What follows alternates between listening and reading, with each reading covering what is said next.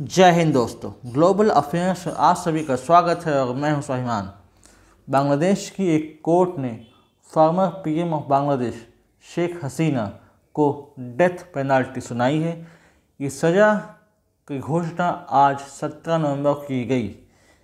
आप सभी को पता है कि 1.5 साल पहले पीएम शेख हसीना को सत्ता छोड़नी पड़ी थी due to massive protest and civil war. लगभग जुलाई का वो समय था जब मैसिव प्रोटेस्ट होता है और बांग्लादेश से शेख हसीना को जाना पड़ता है, और उसके बाद से फिर सीरीज़ ऑफ इवेंट्स होते हैं जहां पर फाइनली एक रिजल्ट निकल के आता है कि Sheikh Hasina is guilty of war crimes, she is guilty of human right abuse. दरअसल ये सज़ा भी उस कोर्ट ने सुनाई है जिसे खुद शेख हसीना ने कॉन्स्टिट्यूट किया था, इंटरनेशनल क्राइम्स ट्रिब्यूनल। इसने सज़ा सुनाई है शेख हसीना को for human right abuse. International crimes tribunal इसकी स्थापना की गई थी जो वॉर क्राइम्स हुए हैं 1971 के इंडो पाक वार के दौरान बांग्लादेश में बाय कॉन्टेम्प्रेरी लीडर्स ऑफिशियल्स। उनको ट्रायल में लाने के लिए, उनको जस्टिस में लाने के लिए इस ट्रिब्यूनल की स्थापना की गई थी ड्यूरिंग लीडरशिप ऑफ शेख हसीना। और आज वही ट्रिब्यूनल शेख हसीना को डेथ पेनल्टी सुनाता है। जब शेख हसीना ने बांग्लादेश छोड़ा उसके बाद से आप सभी को पता है कि कैसे मोहम्मद यूनुस ने सत्ता संभाली एज इंटरिम लीडर, और वो कोई निर्वाचित नेता है नहीं, कोई लीडर है नहीं। और उसके बाद से वो हर कोशिश की गई कि कैसे भी कैसे शेख हसीना को बांग्लादेश लाया जाए और उन्हें सज़ा सुनाई जाए, उन्हें सज़ा दी जाए। अगर ऐसा शायद लगने लगा था शेख हसीना को बहुत पहले से कि यदि वो बांग्लादेश में रहेंगी तो हो सकता है कि उन्हें डेथ पेनल्टी झेलनी पड़े। उनके पिता शेख मुजीबुर रहमान का अंत जिस प्रकार से हुआ था वैसा ही अंत संभवतः उनका हो सकता था, इसलिए उन्होंने बांग्लादेश छोड़ा और वो भारत में शरण लेकर रह रही हैं। इस ट्रिब्यूनल ने बहुत सारे विटनेसेस के रिकॉर्ड्स दर्ज किए, बहुत सारे ऑडियो रिकॉर्डिंग्स को देखा गया, उन्हें एथेंटिक माना गया और यूनाइटेड नेशंस की रिपोर्ट का भी हवाला दिया गया, और इन सब के बेसिस पर ये सज़ा सुनाई गई है।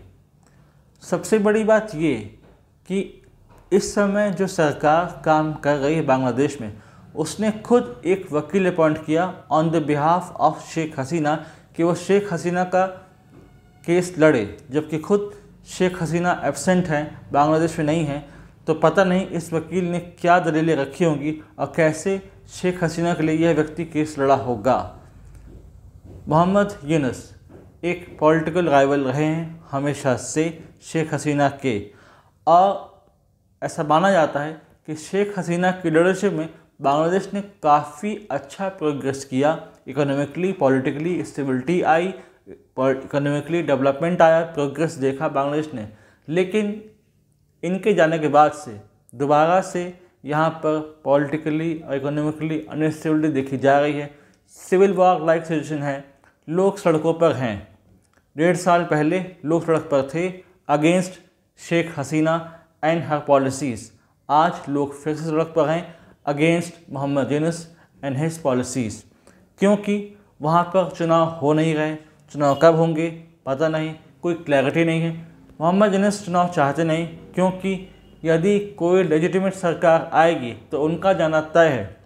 सबसे बड़ी बात ये कि अवामी लीग जो कि बहुत पॉपुलर बेस रखती है बांग्लादेश में, उस पर बैन लगा दिया गया है, यानी कि वो चुनाव लड़ ही नहीं सकती। अवामी लीग ने इस पूरे ट्रायल को इलिजिटिमेट माना है और इसे डिसमिस किया है। शेख हसीना का जो बयान आया, उन्हें ऐसा लगने लगा था कि उन पर ऐसी कोई गाज गिर सकती है, इसलिए उन्होंने एक ऑडियो रिकॉर्डिंग के थ्रू संदेश दिया अपने पार्टी लीडर्स से, कार्डर्स को, कि चाहे जो कुछ भी हो वो लोगों की सहायता करती रहेंगी। She will continue to serve the people of Bangladesh.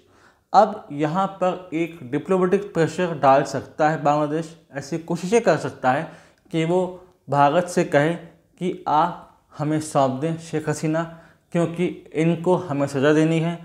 Court का बयान आ चुका है, लेकिन इस समय हम किस बेसिस पर माने कि बांग्लादेश में एक निर्वाचित सरकार बैठी हुई है। एक ऐसी सरकार बैठी हुई है जिसे हम निर्वाचित भी नहीं कर सकते। वहाँ पर प्रॉपर इलेक्शंस है नहीं, कौन प्राइम मिनिस्टर है, कौन प्रेसिडेंट, कुछ क्लैरिटी है नहीं। तो यहाँ पर भारत इसे चाहे तो आउटराइटली रिजेक्ट भी कर सकता है। और खुद मोहम्मद यूनुस जो इस समय सत्तासीन हैं, जो सत्ता के गलियारे में शीर्ष पर बैठे हैं, उनके अगेंस्ट खुद पब्लिक प्रोटेस्ट कर रही है, लोग सड़कों पर हैं, यानी कि उनकी पॉलिसीज़ फेल रही। 1.5 साल से यह व्यक्ति कुर्सी पर बैठा हुआ है, लेकिन ऐसा कुछ नहीं किया कि बांग्लादेश के लोग संतुष्ट होते। तो क्या ऐसा होगा? इतिहास खुद को दोहराएगा। जो शेख मुजीबुर रहमान के साथ हुआ, जिस प्रकार से उनकी किलिंग हुई, क्या वैसे ही उनकी बेटी शेख हसीना को झेलना पड़ेगा? ये भविष्य ही पता पड़ेगा। और सबसे बड़ी बात यह कि इस समय बांग्लादेश राडार पर है। दिल्ली बम ब्लास्ट में जो हुआ उसका कनेक्शन बांग्लादेश से भी सामने आ रहा है। बांग्लादेश की नियरनेस देखने को मिल रही है विद पाकिस्तान। कैसे पाकिस्तान के लीडर्स, पाकिस्तान के मिलिट्री जनरल्स, पाकिस्तान के टॉप मिलिट्री और पॉलिटिकल लीडरशिप मिल रही है बांग्लादेश के काउंटर पार्ट से और अपने रिश्तों को मजबूत कर रही है। और कैसे एक प्रकार इस्लामाइजेशन, रेडिकल इस्लामाइजेशन फैलता जा रहा है अक्रॉस बांग्लादेश। तो ये भी ध्यान रखने वाली बात है। इन सारी बात को ध्यान रखते हुए ही भारत सरकार कोई फैसला लेगी, क्योंकि जब जब आवामी लीग या शेख हसीना की सरकार बांग्लादेश में रही है, तब तब इंडिया और बांग्लादेश ने एक अच्छा रिलेशनशिप एंजॉय किया है। और चूँकि आवामी लीग को वहाँ पर बैन कर दिया गया है, तो कल को जब इलेक्शन होंगे तो फिर एक ही पार्टी होगी, बांग्लादेश की BNP, बांग्लादेश नेशनलिस्ट पार्टी, जो कि खालिदा जिया की पार्टी है। तो यहाँ पर फिर वन पार्टी रूल हो जाएगा, जो कि कतई डेमोक्रेसी के हिसाब से सही नहीं माना जा सकता। तो देखते हैं आगे क्या होता है। और इस डेवलपमेंट में हमारी नज़र रहेगी।